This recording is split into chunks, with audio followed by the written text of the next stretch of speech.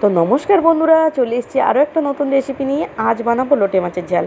আজ বাজারে গেলাম, দেখলাম যে বেশ ভালোই লোটে মাছ উঠেছে আর খুব সুন্দর আর খুব ফ্রেশ, জানেন, একদম সাদা আর একদম মাছটা মানে খুব সুন্দর টাটকা আছে মাছটা, বেশ বড় বড় সাইজের।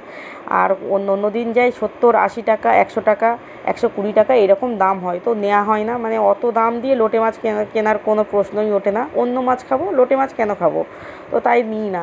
কিন্তু খেতে ভালো লাগে। মাঝে মাঝে যখন একটু দামটা কম হয়, 70-80 টাকা করে হয়, তখন নিই। 100 টাকা করে হলে তখন নিই না। তো দেখুন, তাই ভাবলাম যে যেহেতু কম দাম, তাহলে 1 কেজি নেওয়া যাক। তো 1 কেজি নিয়ে চলে এসেছি। এখানে দুটো বেশ বড় সাইজের পেঁয়াজ নিয়েছি, আর পুরো চিকেনের মতন রান্না করতে হবে, জানেন।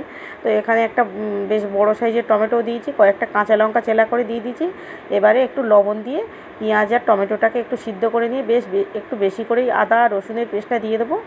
কারণ এটা যেহেতু চিকেনের মতন রান্না করব, তাই একটু আদা রসুনের পেস্টটা একটু বেশি লাগবে। 1 কেজি মাছ তো একটু বেশি করেই দিতে হবে। তো 1 চামচ দিয়ে দিলাম হলুদ গুঁড়ো, 1 চামচ লঙ্কার গুঁড়ো দিয়ে এইবারে আমি একটু নেড়ে চেড়ে নিয়ে যখন মশলা থেকে তেল ছেড়ে দেবে, মাছটাকে দিয়ে একটু মশলাটাকে মাছের সঙ্গে ভালো করে মাখিয়ে নেবো। বেশি নাড়াচাড়া করতে লাগবে না, মাখিয়ে নিয়ে চাপা দিয়ে দেবো। তারপরে এবারে আস্তে আস্তে নেড়ে চেড়ে, মানে বেশ জলও লাগবে না। এখানে মাছটাতে তো লোটে মাছে কেমন জল বেরোয়, আপনারা যারা রান্না করেন নিশ্চয়ই জানেন, প্রচণ্ড জল বেরোয়। তো বেশি জল দিতে হবে না। দেখুন, মাছটাও আমার রান্না হয়ে গেছে। আর ওপর থেকে একটু ধনেপাতা কুচি ছড়িয়ে দেবেন, ব্যাস, আর কিছুই লাগবে না। খুব সুন্দর হয়েছে ঝালটা, দেখুন।